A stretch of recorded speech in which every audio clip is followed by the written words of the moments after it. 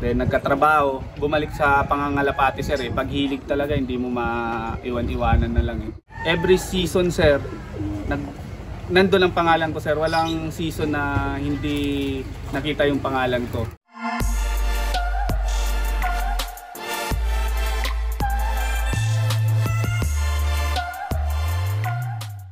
Mga kalapatids, nandito kami ngayon sa Pili Camsur, dito kay Jason Espiritu. Layo ng loop visit namin, no? Layo. Yan, shoutout muna mga kalapatids. Shoutout. Shoutout muna sa nag-iisang nanay ko sa buhay. Ayun sa mga anak ko. Sa mga anak ko. Shoutout nga pala kay sa tropa namin, sa tropa ko kay Pincalero Loop. Yan. Shoutout sa mga fans nyo dyan sa Quezon. So yun, ito yung mga raffle bird namin mamaya mga kalapatids. Tsaka bukas sa Naga, tsaka sa Sorsogon. Yan, pinapakain ni Brother Cloyd. Papakita ko muna sa inyo yung mga ibon ni Jason Espiritu. Nag-inventa rin ako sa Sorsogon, marami rin pupunta ron. Baka mga 300 sa Sorsogon, 300 sa Naga. Pero bibidyo ko muna. Ito yung mga breeder niya mga kalapatids. Ano na yun ito? Pares puti. Ito sir, kapatid ni Miss Maasin ko, yung 3rd overall, 4th overall, 5th overall. Oh. Sa iibang category.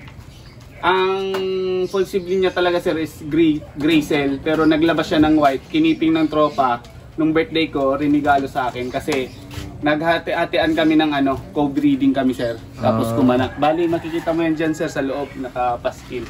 Tapos yung hen naman sir, galing kay Jeff Del Rosario, ADB white niya. May anak na yan, may anak na. Meron sir, ililipat ko ng south. Yung isa lang kumain. Maganda yan, ibanggaan yung bulak yan. May bulak, magandang ibanggaan yung bulak yan. Saka kay Merlin. Puti eh. Pwede sir. Yung mga nakuha mo kay Dalubasang Mangmang, wala tatong nandun sir. Hindi, nagtatapos din sir, kaso nasisira pakpak pag nagdudulaan. Maganda yung pares kay Merlin dyan. Tapos ito, mga Taiwan sir, Taiwan bird. Taiwan. Tapos ito, particular winner ko sir. Tapos ito. Lalayo ng itim. Ito sir, mga old line ni Jeff Del Rosario sir. Bali, yung bloodline niya sir, di ko na gano'ng inaalam eh. Yung sa family na lang sir eh, yung linipad niya eh. Ano yan yung... Kailan lang yung nakasalang mo na breeder, pili lang. Bali, ito talaga sir, mga pasuksok na ito ngayon sa amin sir, tapos na talaga ako sir. Ito mga pasuksok ng mga taga dito din na fancier. Ayan, gift bird oh. Tapos may libre pang itlog. May itlog pa. Thank you kay Nang itlog yung ibon ni Brother Cloyd dun sa training box. Yes, itlog po. Ni Brother Jay.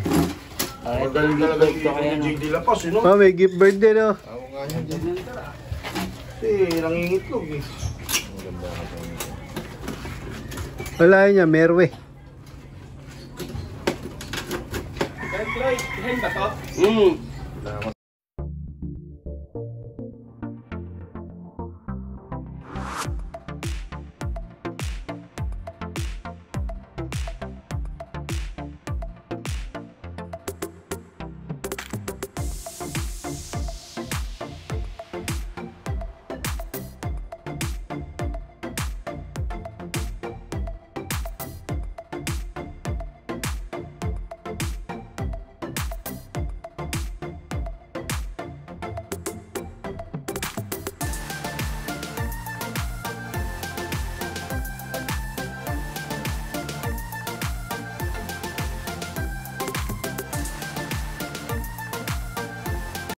Mga kalapatids, nandito ako sa Pili Camsur. Pili Camsur. Tayo ng loop visit namin mga kalapatids. Bago lahat, pakilala ka muna. Ako po pala si Jason Espiritu, ang fancier dito sa San Jose, Pili Camsur. And ito ang aking loop sir.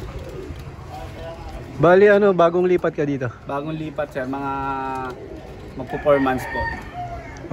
Pero ilang taon ka na kumakarera o nag-aalaga ng kalapate? Nung simula sir, bata pa ako sir, nag-alaga na talaga ako ng kalapati, high school, elementary sir, nag-aalaga na ako. Kaso natigil, Kasi nag-aaral tapos medyo hindi kaya patustusan sir kasi walang napapagkukunan na ano eh. Tapos ngayon sir, nagkapamilya ako, then nagkatrabaho, bumalik sa pangangalapati sir eh. Paghilig talaga hindi mo maiwan-iwanan na lang eh. Pagbalik ko dito sir, halos magtatatlong taon na ngayon na pagbabalik ko sa Kalapati. Tapos yun, nakasimula na ako sir sa ano, mga pangkarera na talaga. Kailan ka nag-umpisang ano, yung nagpapanalo na yung mga palahi mo? Simula nung pagbalik ko sir, naka-achievement ako ng 6 overall sa FR. Tapos nakapa-Tacloban po ako. Doon na nagsimula sir. Tapos every season sir, nandun ang pangalan ko sir. Walang season na hindi nakita yung pangalan ko. Bali, yung season, last season lang sir, hindi wala ang pangalan ko kasi yung bagong lipat kami dito sir, hindi ako naglaro. Kasi hindi ka naglaro? Wala eh, wala. Bakit ka lumipat dito? Doon kasi sir sa una naming pwesto, binaba sir. Hindi na kaya sir eh, konting ulan lang, baha agad. Eh, mahilig ako sa mga alaga, mga African lover, tapos sa Kalapati, ang hirap sir. Tapos medyo malayo pa kami, gitna kami ng palayan. Kaya eto, nakita namin yung apartment ni Pres Solpio, tapos available tong dating bahay nila, pinaupahan. Kaya naglipat kami sir. Tapos ayan, kinagandang kasi sir, available, pwede mong paglagyan ng mga alaga, manok, Kalapati. Kaya dito talaga kami nangupahan. Hindi, pero itong mga kulungan mo sa yan, sarili. Ito sir, dinala yan sir. Dinala to sir. Kala ko paglipat mo pati yung kulungan meron Ay, eh. ito sir, binigay to sa akin ni Boss Solpio. Kasi dati talaga sir, marami siya dyan loop. Yung dati kong loop sir, hindi na namin dinala. Bali, ito sir, binigay sa akin ni Boss Solpio, pinag-ayos ko na lang. Pero ito sir, dinala ko kasi kasya naman sa truck ng PPFCI. Yung dati mong loop, ano yun? Kahoy? Hindi sir, ganito din sir. Pero bakal din. malaki sir, tapos mataas. Nakadikit yun sa bahay namin sir. Na halos nakita na yun ni na Boss Mike sir, malaki yun eh, mga 50 plus kasya dun eh. Dito hindi na sir kasya eh, maliit. Bali hanggang saan yung ano nyo dito, karera? Ang pag south sir, umaabot kami ng San Ricardo. Pag north naman sir, San Ricardo, Leyte. Leyte. Oo, Lakpas ng ano yung MacArthur. Oo. Tapos pag north naman sir, umaabot kami ng Nueva Ecija, Bulacan, San Miguel Bulacan, Nait, yan. Pero ang pinakasagad namin sir, Nueva Ecija eh. Sa north, sa north. Sa north sir. Tapos ngayon may bagong club na C-Race naman. C-Race? C-Race naman sir. Oh, galing ano.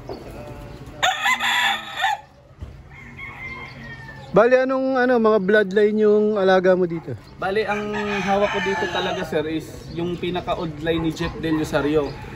Kung hindi ako nagkakamali sir, ang hawak ng bloodline ni Jeff Del Rosario kasi nung nag-seminar yung Big 3, namigay nung Kalapati si Boss Jaime Lim sa mga fanshare na kasama yung mga asawa nila.